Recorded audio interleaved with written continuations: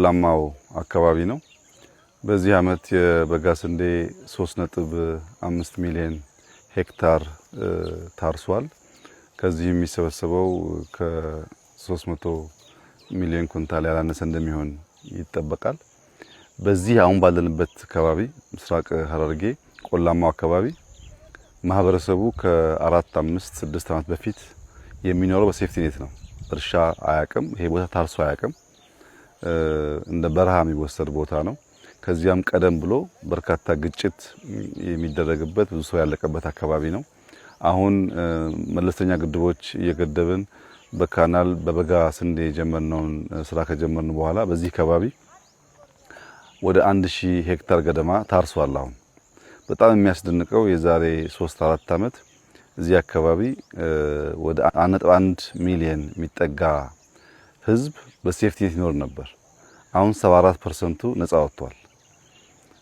የቀረውን 26% በሚቀጥሉት ማክሲመም 2 አመታት ነፃ እናውጣ ብለው እየሰሩ ነው ያሉት እና ከተረጂነት ወጥተን የኛን ሀብት ተጠቅመን ራሳችን መመገብ የምንችልበት ጅማሮ ስራ በጣም ፍሬ እያፈራ ካለባቸው አካባቢዎች አንዱ ምስራቅ ሐረርጌ ነው። ዛሬ ያየነውም the whole value ታርሷል። ስንዴው ለአጨዳ ደርሷል።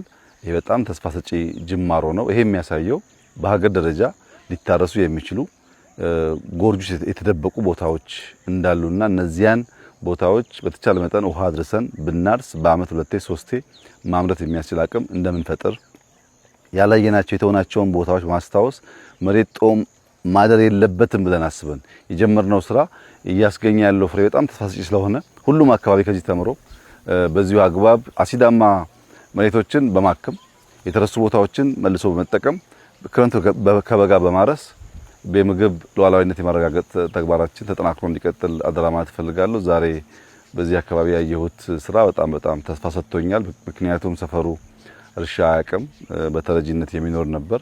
ራሱ አርሶ ራሱ መግቦ ከተረጂነት ነፃ ለመውጣት የሚደረገው ጥረት ትክክለኛ ነፃ የመሆን ነፃነትን የማወጅ ጉዞ ሂደት አካል አድርጌ ስለምወስደው ሁሉም የኢትዮጵያ ማህበረሰብ በቂ ቦታ አለን፣ በቂ ውሃ አለን። መትጋት መስራት ማየት ከቻል ኢትዮጵያ መርዳት የሚገባት ሀገር አይደለችም። ራሷን መገብ ትችላለች። ይህንን ስራ አጠናክረን እንድንቀጥል አደራ ማለት እፈልጋለሁ።